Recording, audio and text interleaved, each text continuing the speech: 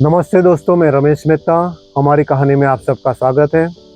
आज मैं राम का जो चित्रकूट में वनवास किया उसके बारे में बताऊंगा। 11.5 साल तक इस चित्रकूट में राम, सीता, लक्ष्मण ने निवास किया था। 2 पर्णकुटी बनी थी। राम और सीता एक कुटी में रहते थे और दूसरी कुटिया में लक्ष्मण जी रहते थे।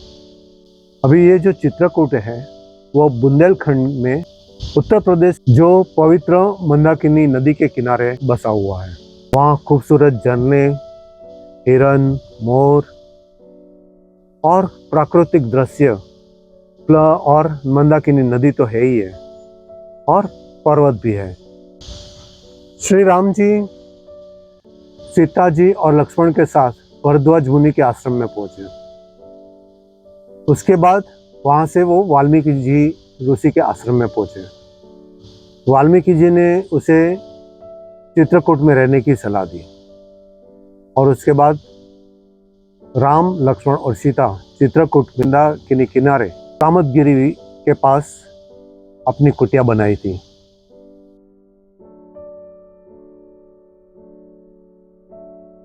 राम जी 11.5 साल के बाद इस पर्वत और नदी को छोड़ के जा रहे थे, तभी पर्वत नाराज हो गया था।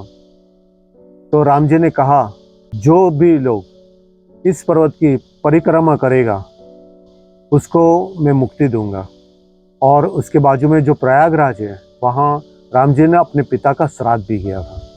कहते हैं सारे देवी देवताओं वहाँ उसके श्राद्ध में आए थे। राम, लक्ष्मण और सीता कंदमूल और फल का आहार करके पूरा जीवन बिताया था। वहाँ राम जी ने सारे ऋषियों के पास बैठ के शस्त्र की विद्या सीखी थी। लक्ष्मण जी भी उसके साथ हमेशा सीखते थे।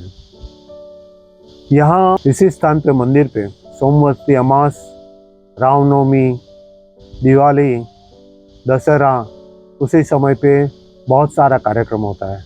वहाँ राम जी का मंदिर भी है। बहुत प्राकृतिक स्थान भी बहुत अच्छा है। कहते हैं कि तीर्थों में तीर्थ यानी चित्रकूट। दोस्तों, एक कहानी और भी आपको बताना चाहूँगा। राम, सीता और लक्ष्मण यही चित्रकूट में वनवास कर रहे थे। उसी समय पे राम और सीता जी एक जगह पे बैठ के बातें कर रहे थे।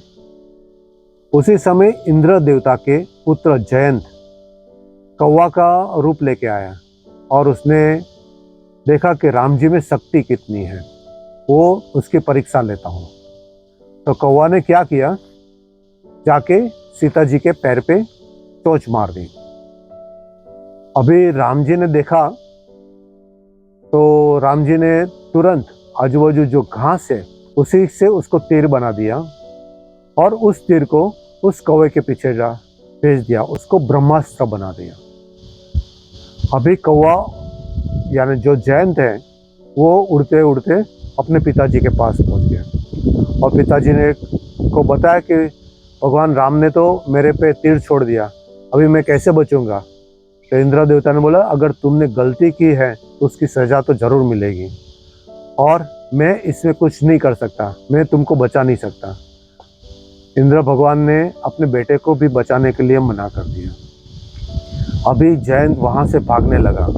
भागते भागते सामने नारद ऋषि आ गए। तो नारद ऋषि के पैर पकड़ लिया जयंत ने और नारद ऋषि को देख के तीर भी रुक गया। अभी जयंत ने बोला कि मुझे बचा लो। तो नारद ऋषि ने कहा कि मुझे सारी बात बताइए।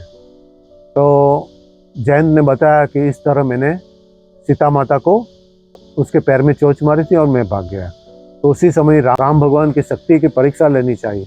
तो अभी तीर उसने जो छोड़ दिया वो मेरे पीछे पड़ा हुआ है, मैं मर जाऊंगा, मुझे बचा लो। तो नारद ऋषि ने कहा, अगर तुमने गलती की है तो उसकी सजा मिलेगी, मगर क्षमा मांगने लेना चाहिए। तो आप जाके राम भगवान के पैर पकड़ लो और क्षमा मांग लो, तो राम भगवान आपको क्षमा कर देंगे। अभी जयंत वहाँ से जल्दी से भागकर वैसे ही किया।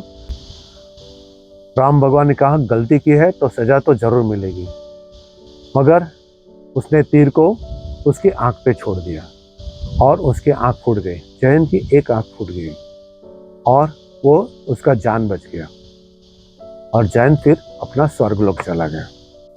यहाँ जो अत्रि ऋषि रहते थे उसकी पत्नी थी अनुसुया। अनुसुया ने सीता माता को स्त्री का चारित्र क्या होता है, पति का धर्म क्या होता है, ये सारी शिक्षा दी थी। दोस्तों, अगर ये कहानी अच्छी लगी तो आप इसको ज़रूर शेयर कीजिए और इसको सब्सक्राइब ज़रूर करना। धन्यवाद। जय श्री कृष्ण, जय श्री राम, जय सीता माता, जय लक्ष्मण भैया। भारत माता की जय।